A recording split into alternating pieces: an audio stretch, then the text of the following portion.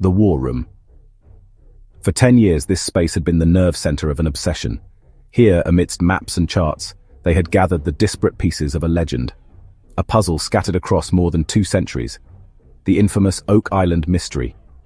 A riddle whispered since 1795, luring generations with promises of unimaginable treasure. They believed they had every clue. The lead cross with its mysterious origins.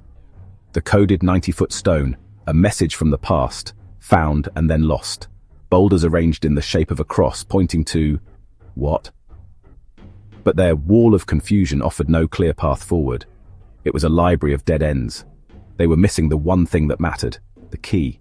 Not a physical object, but a new perspective to see the pattern hidden in the noise. They had no idea that in just a few moments their decade of work, and the 2 centuries of failure before it, was about to be upended. The entire 227-year-old mystery would be solved in less than 10 minutes. Their efforts had been monumental, digging 100, then 160 feet down.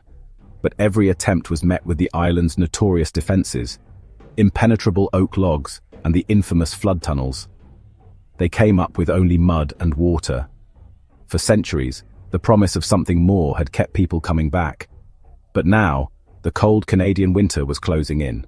The ground would soon freeze. The search would pause once again.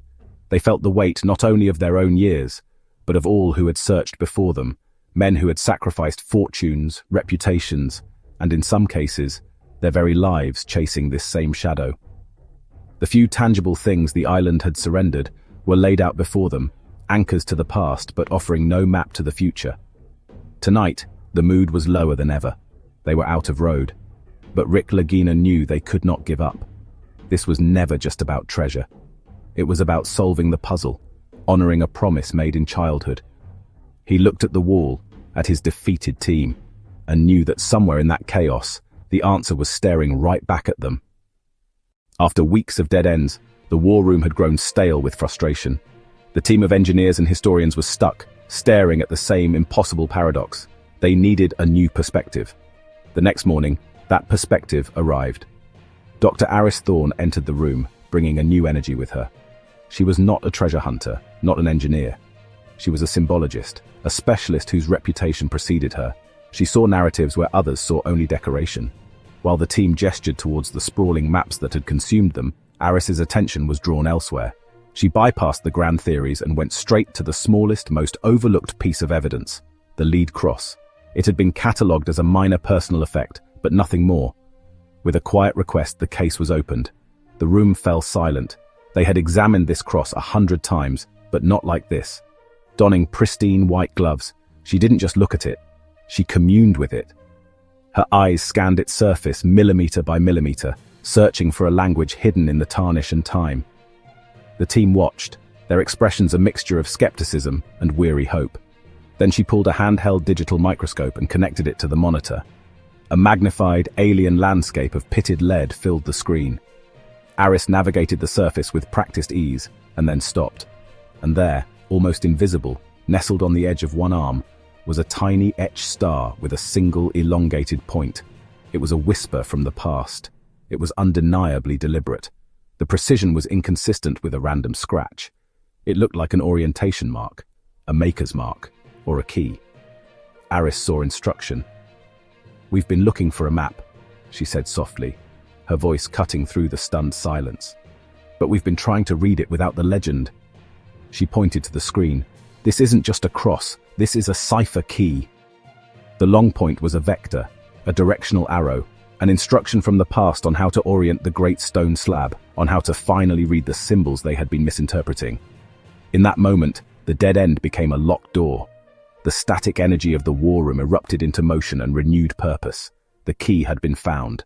For over 2 centuries, the 90-foot stone had been a source of immense frustration, a cryptic dead end that had thwarted every attempt at a definitive translation. But now, armed with a new key derived from Zena Halpin's map, the team wasn't just trying another combination. They were approaching the problem from an entirely new dimension. They used the cross as the cipher key, not as a simple substitution, but as a geometric grid. They began to reread the 90-foot stone, symbol by painstaking symbol. As they applied the new methodology, The old nonsensical translations that had plagued the search for generations simply fell away, dissolving into historical footnotes. In their place, a new, coherent sentence began to take shape, each symbol locking into place with chilling precision. A new line emerged, one that felt both ancient and prophetic. Beneath the star where the cross meets the sun. For Rick Lagina, standing in the war room, those words were like a lightning strike. The star, the cross, the sun. It wasn't just a riddle, it was a set of celestial coordinates. He had a massive eureka moment, a sudden, stunning realization that connected 2 centuries of disparate clues. The cross wasn't just a symbol on the stone, it had to be Nolan's cross, the massive boulder formation that spanned the island. And the star wasn't just a word, it was a guide in the heavens. He finally understood. The star, the cross, the sun, it was all part of a giant celestial clock, an ancient machine designed to reveal a secret at a single, precise moment in time. He raced to the map, his theory taking shape. What if Nolan's cross wasn't just a landmark, but a terrestrial map of a specific star constellation? He overlaid the star chart onto the survey of Nolan's cross. And then, the impossible happened. Everything began to line up. The boulders of the cross matched key stars in the constellation Cygnus, the Swan, also known as the Northern Cross.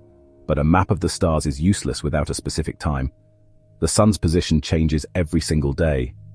They needed a date. Marty pulled up sophisticated astronomical simulations, software capable of recreating the sky from any point in history. The team dove back into their research, scouring Xena's documents and ancient texts for a clue. They found references to a significant feast day, one with deep ties to the Knights Templar. They identified a major feast day that coincided with the winter solstice, the shortest day of the year, a moment of immense symbolic power for ancient orders. They narrowed it down to a specific winter solstice moment in a past century, a year that aligned with the historical timeline of the island's mystery. The air in the war room was thick with anticipation. After months of theories and dead ends, this was it. A single, testable hypothesis. They knew exactly which day to test. With Rick and the team gathered around him, Marty put the precise date and time into their 3-dimensional model of the island. On the screen, the simulation began. The digital sun, a perfect recreation of its position centuries ago, began its slow journey across the winter sky. The team held its breath. And then, at a specific pre-calculated time on that ancient winter solstice, the shadow cast by the headstone of Nolan's cross projected across the island, aligning perfectly with the star map they had overlaid. The alignment was perfect. The shadow of the cross pointed the way, just as the star map dictated. They ran the final calculation, tracing the line of the shadow to its ultimate conclusion. A single intersection point appeared on the screen, a flashing red marker. But as the team leaned in, a wave of disbelief washed over them. The point wasn't in the money pit. It wasn't in Smith's Cove. It wasn't anywhere on Oak Island. It was 100 yards offshore, submerged beneath the cold, murky waters of Mahone Bay. And in that moment, the first domino in a long, complex chain finally fell. The revelation sent a shockwave through 2 centuries of accepted lore. The key unlocked the stone. Rick's wild celestial theory was confirmed. They had a precise date and time. The 3D model plotted the shadow with unerring accuracy. The intersection sat in the water. The X was offshore. Suddenly, a dozen other frustrating and isolated clues began to snap into a single, coherent picture. They frantically cross-checked ancient logs and shoreline finds. Small artifacts previously recovered from Smith's Cove, bits of coconut fiber, fragments of old parchment, suddenly read like breadcrumbs, not buried there, but washed ashore from a nearby source.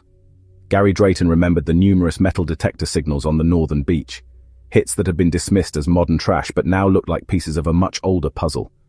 It was a stunningly simple explanation. The powerful ocean currents could have carried debris from that exact offshore spot, scattering it along the island's shoreline for centuries. It was a cascade of confirmation. The pieces all fit, not with force, but with the elegant click of a well-made lock.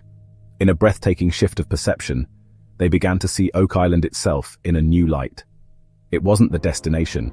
It was one enormous pointer, a giant, brilliantly engineered misdirection whose only function was to aim at the real site. The money pit, the flood tunnels, the crosses, all of it was designed to occupy and distract searchers, while the true prize lay just out of reach.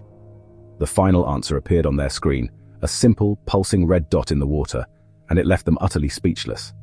For the first time in 227 years of relentless, back-breaking, and often tragic searching, a clear, verifiable X existed on the map, and it changed everything. The truth was terrible in its genius. Oak Island was never the prize. Flood tunnels, drains, pits, all engineering to make digging impossible.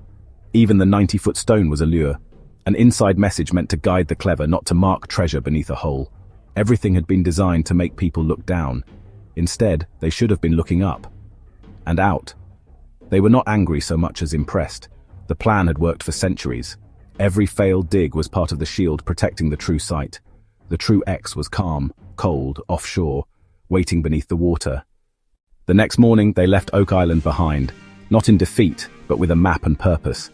It had taken a decade to assemble the puzzle, 10 minutes to solve it. Now the real work began. The searchers sailed toward the point where the stars had told them to look.